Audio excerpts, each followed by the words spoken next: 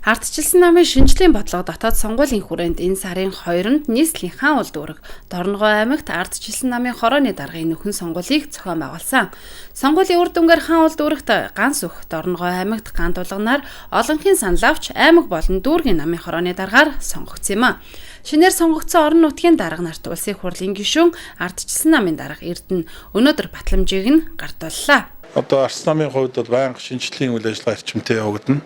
За ямар ч одоо дотоод сонгуул, нөхөн сонгуул, улс төрийн одоо тодорхой шийдвэр гаргахад бол заавал бүх гишүүдийн оролцоотойгоор асуудлыг шийддэг байх ийм дүрэн бол батлагдсан. Тэгээ энэ дүрмийн дагуу энэ ажил маань хийгдэж явагдаж байна. Тэгээд ер нь бол өнөөдөр хуучин бол хэн нэгэн дарга одоо шууд томилдог байсан. Эсвэл хэн нэгэн даргын чиглэл заавар ажилладаг байсан бол одоо бол Ардчилсан намын хувьд бол бүх гишүүдийн оролцоотой зөвхөн гишүүдийн сонголт санал дээр толгуурлаж шийдвэр гаргадаг байх.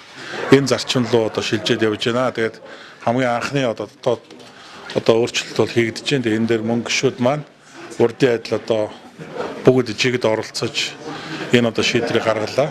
Ардчилсан нам дотоод сонгуул явуулснаар намын дотоод эв нэгдлийг бэхжүүлэх, намын гишүүдийн чадхыг дэвшлүүлэх, гишүүд дэмжигчдийн улс төрийн оролцоог нэмэгдүүлэх, намын бүх шатны байгууллагыг нээлттэй ил тод байдлыг хангахад чухал нөлөө үзүүлж, намын шинжлэлийн бодлогыг амжилттай хэрэгжүүлж байна. За хамгийн түрүүнд хийх ажил бол намын эв нэгдлийн асуудал байгаа. Бас манай хаан улд үүрэг бол эв нэгдэлгүй байдлаас болж бас ялагдсан гашуун туршлага бай. Тэгэхээр нэг номерт бол эв нэгдлийг одоо барьж ажиллана.